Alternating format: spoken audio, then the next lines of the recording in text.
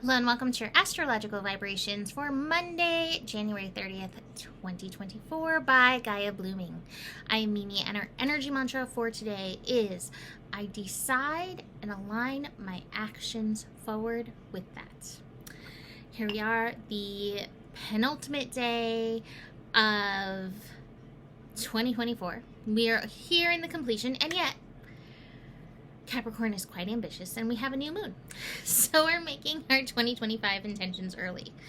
A new moon is so interesting. I actually feel kind of similar with new and full moons. Both new and full moon cycles in some ways are like endings and beginnings. Like in the new moon, the moon essentially dies. It essentially disappears to become born again, right?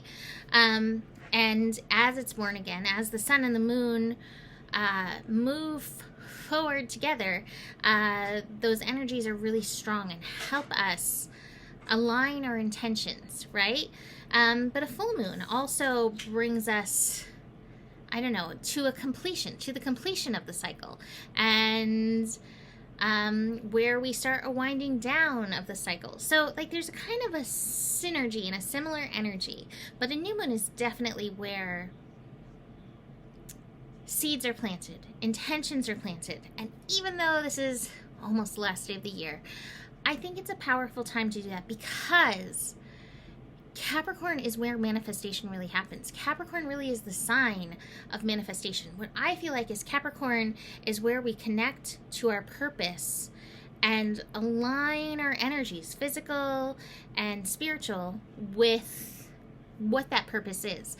And as we find that alignment, in come the manifestations, right? When I was looking at this Astro, a quote popped into my head, and it says, whatever you can do or dream you can do, begin it. Boldness has magic and power to it. It's a Goethe quote.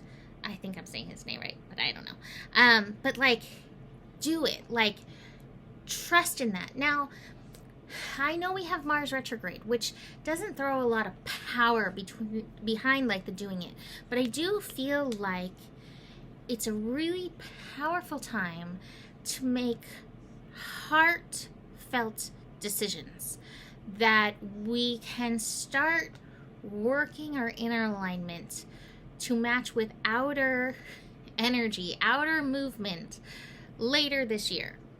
So, what are you wanting? What are you wanting in your life? What can you align your plans for?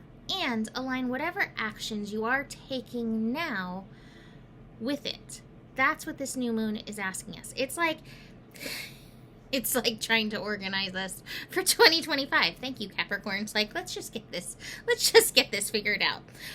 So this new moon is happening at 2:27 p.m. Pacific time. It's at 9 degrees Capricorn. So 9, we're moving into a 9 year. So we've got some alignment going there.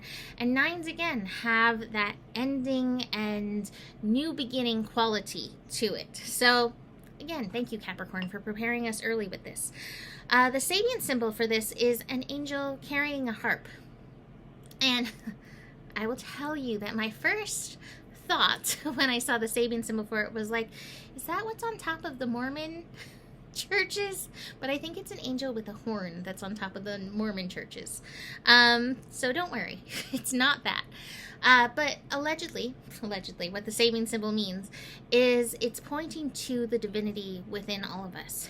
And we are all divine creatures who come from Source God Universe with a spirit-driven purpose. Now, even if you don't necessarily think that your life is super spirit-driven, it really is. And I think the more we can recognize the divine in any given moment, the more we can recognize where and how love is creating in any given moment, the more we can recognize God in anything. My friend Nikki has always said God is in the oxygen. Like, yes, the more we can see that, the more we can engage in the holiness of every moment. And I think that's life-changing. No, I know that's life-changing, and I truly believe that's world-changing.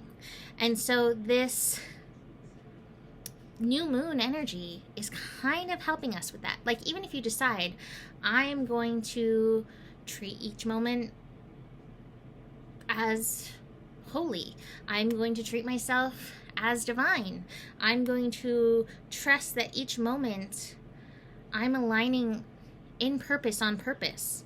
Any and all of that is very healing and helps you energetically and then physically align. So, powerful new moon. Now, it's an interesting energy because it's kind of a quiet day overall. There's not a lot happening. The new moon is the first strong connection of the day. Now, leading up to this, we do have the moon squaring the nodes, which the nodes are preparing to change. We have the nodes finishing up in Aries and Libra. So you might have one of those moments where it's like, can you honor yourself, or do you fall into the patterns of trying to create the peace outside of yourself? And what happens if you treat each moment as divine and holy? Does peace take care of itself? Just something to consider. So we do have a meeting with that. Now, I want to tell you one of my favorite things about this year coming up, speaking of alignment, we have the nodes shifting on 111. On 111, the nodes are going to shift into Virgo and Pisces. Like, Spirit knows what they're doing. So it's just our work to, like, align. After the full moon, but like not for many hours after, we have the moon and Saturn connecting. So Saturn in Pisces. And again, there's this alignment and there's a remembrance of being a spiritual being having a human experience. Remembering that. The human part is important. So is the spiritual part. Can you find your balance in there? Our final connection of the day has Mercury connecting to Chiron. So over this weekend, Chiron went direct. Now, chances are you didn't necessarily feel Chiron go direct unless you have something sitting right there at 19 degrees. But Chiron's been preparing us for all the planets that are going to be moving into Aries, as has been the North Node. And so as Chiron is going direct, this is an opportunity to, again, align with who you are. Find out who you are and be it on purpose. So we have Mercury in Sagittarius connecting to Chiron. There may be some truths revealed to you. There may be some truths that you feel like revealing in this energy. And Spirit may reveal truth to you about yourself or understanding. So I love that connection, but I think any of it will be beautiful aha moments. I think this is lovely energy to help wrap up the year. Now, I will mention we have, oh yes, hello, fireworks. Oh, and a thumbs up. Wow. Okay, I'm making hand gestures apparently. I will mention that we have Mars and Pluto building into an opposition. That is going to be happening on the 2nd, late on the 2nd. And that energy can be crunchy and gross. We already had one pass of it. So this is now our 2nd pass of it. Mars in Leo this time, Pluto in Aquarius. I'm hearing the song Let Love Rule, which is funny because my earlier song was also a Lenny Kravitz song. Are You Gonna Go My Way popped into my head when I was looking at this Astro too. But Let Love Rule. But we may have some... This energy just doesn't feel good, to me, honestly. We have to dig deeper into our hearts to, I don't know, allow our inner rebels to show up. But I think we have to really stay heart-centered. Sometimes that Pluto energy can get violent. And Mars can also be violent. The combination can be really violent. And so this is an encouragement to stay close to your heart, to stay close to love in these energies. But just realize that this is building in the background. So if you were going anywhere, you know, for New Year's Eve, practice love and practice discernment. Let's look at these Astro energies. I didn't pull any other cards besides these, so I guess this is what we're doing. I love these at the heart. At the heart of it, we have consciousness, and we have the silence card, which is the star card. Bright future energy. But Spirit's asking us, can you focus your consciousness in and on this energy? And Spirit also says you should have the time because we're all exhausted. We want to take it easy. So I am just definitely feeling these energies. It's been a lot, right? So take it easy and see where you can daydream, see where you can imagine, see where you can practice visioning, and then practice aligning your energies with your vision. At the same time, we are fighting the conditioning, right? Within ourselves, within others.